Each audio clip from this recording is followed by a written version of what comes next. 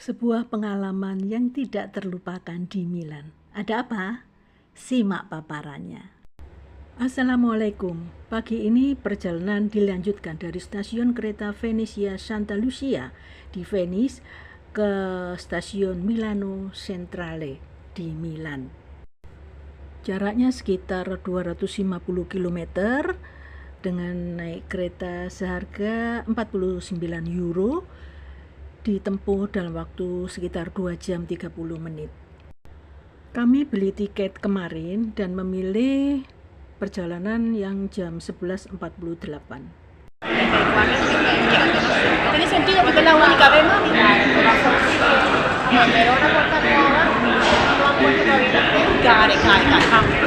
Entonces, menos siga.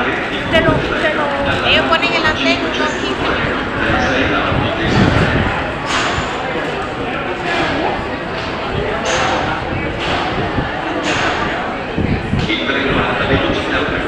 Suasana di Venezia Santa Lucia stasione. Attenzione, allontanarsi dalla linea gialla.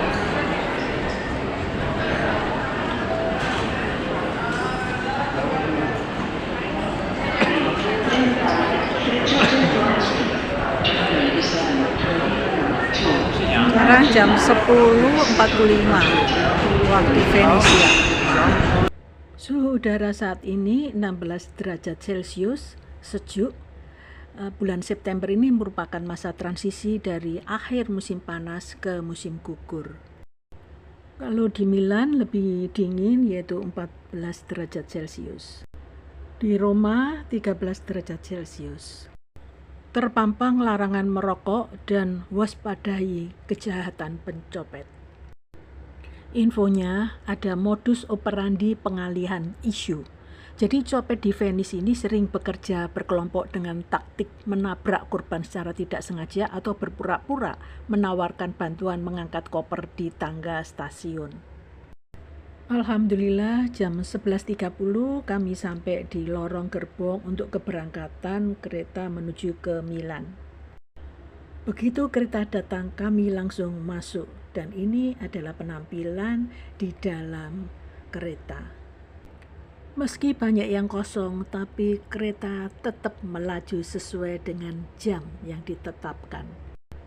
Frecciargento merupakan kereta cepat menengah dengan kecepatan sekitar 200-250 km per jam. Tampak pemandangan hamparan lahan luas yang sedang dikeruk dan dibangun di sepanjang jalur kereta Venice ke Milan ini.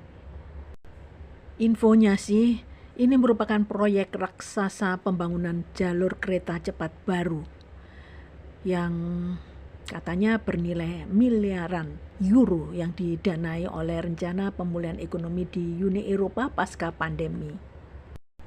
Akhirnya sampai juga di stasiun Milano Centrale. Tampak kemegahan arsitektur dinaungi oleh kanopi lengkung baja dan kaca yang sangat besar.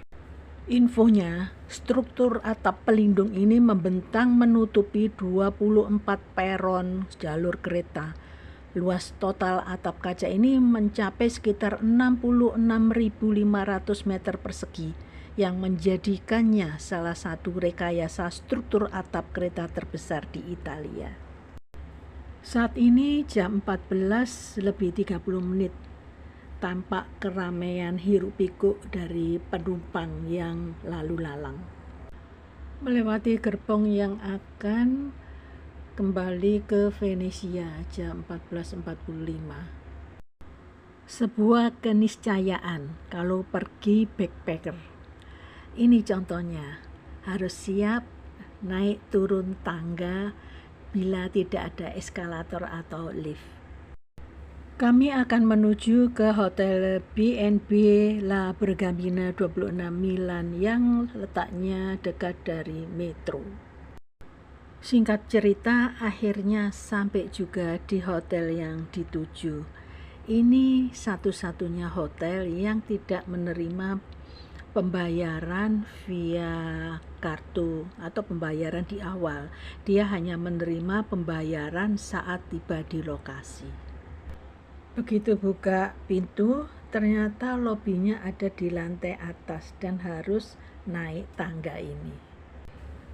Ketika mau check-in dan melakukan pembayaran, sesuatu hal yang tidak diduga. Ternyata kamar pesanan kami sudah diisi orang. Ada yang miss yang kami tidak menemukan penyelesaiannya. Pihak hotel mencoba untuk membantu mencarikan hotel yang lain. Tapi karena sangat mahal, akhirnya kami tidak berkenan untuk memilih hotel tersebut. Memang saat di Indonesia sebelum keberangkatan kami sempat ditelepon oleh pihak yang tidak tahu dari mana dan tujuannya apa, karena suaranya putus-putus saat itu malam hari sehingga tidak ada kejelasan hingga telepon ditutup. Intinya mereka menyarankan lain kali jangan menggunakan aplikasi ini. Pelajaran yang berharga bagi kami, lain kali cari hotel yang bisa bayar sebelumnya, bukan bayar di tempat. Ini kejadian yang sama sekali tidak terduga. Akhirnya kami kembali ke stasiun Milano Central untuk menunggu waktu. Sampai di stasiun sudah jam 7 malam dan mencari tiket untuk keberangkatan esok ke Pisa. Lalu mencari tempat untuk sholat maghrib isya jamak qashar. Alhamdulillah tidak ada yang melarang. Selesai sholat, cari makan malam di area stasiun. Alhamdulillah ketemu resto halal, Turkish kebab Dordubir. Beli pizza 1 yang besar, tetapi minumnya disuruh beli 2. Ya sudah, manut, yang penting bisa makan. Ini pizzanya, seharga 12 euro, aqua 2 euro dan jus botol 3 euro, total 17 euro. Selesai makan, resto ditutup. Kami disarankan untuk menunggu di area posko kepolisian karena stasiun juga ditutup. Lalu berjalan menuju ke arah yang ditunjukkan oleh pelayan resto. Ternyata tidak ketemu itu namanya posko. Ketemulah orang-orang tunawisma yang sedang tiduran di sela-sela pintu. Akhirnya kami cari tempat yang sama di sebelahnya, di celah-celah pintu tersebut untuk duduk dan menaruh barang. Tepat tengah malam jam 1, rantai besi sentrale berdentang. Pintu-pintu raksasa terkuncil rapat menantang. Langkahku terhenti, terasing dalam malam yang panjang. Terlempar ke Piazza Duca d'Aosta yang mendadak lengang.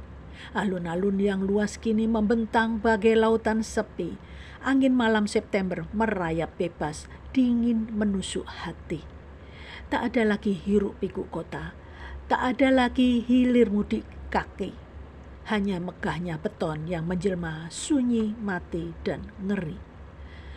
Tanpa dinding pelindung di bawah langit yang terbuka, ku cari pilar sunyi untuk sekedar bersandar melepas duka. Suasana berubah drastis, bayang-bayang malam mulai terasa rawan. Minim pengawasan membuat detak jantung berpacu dalam ketakutan. Ku dekap erat tasku.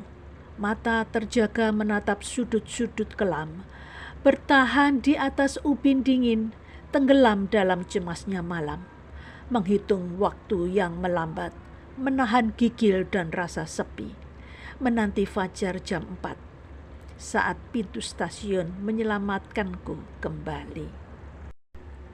Malam ini telah membawa sebuah pelajaran yang mahal tentang rencana yang buyar dan persiapan yang gagal. Kini kupahami arti penting sebuah kepastian.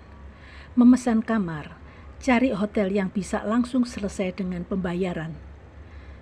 Bayar di depan akan mengunci hak atas kamar, agar tak hangus dibatalkan hotel atau diisi orang luar. Akhirnya dibuka. Aduh.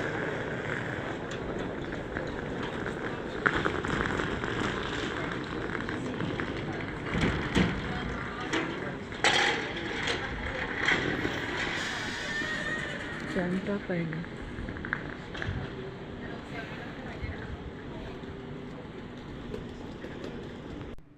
Alhamdulillah, akhirnya pintu dibuka juga dan kami bisa melanjutkan perjalanan ke stasiun Pisa Centrale. Demikianlah kisah Milan yang tak terlupakan. Sampai ketemu lagi pada perjalanan selanjutnya. Terima kasih. Wassalamualaikum warahmatullahi wabarakatuh.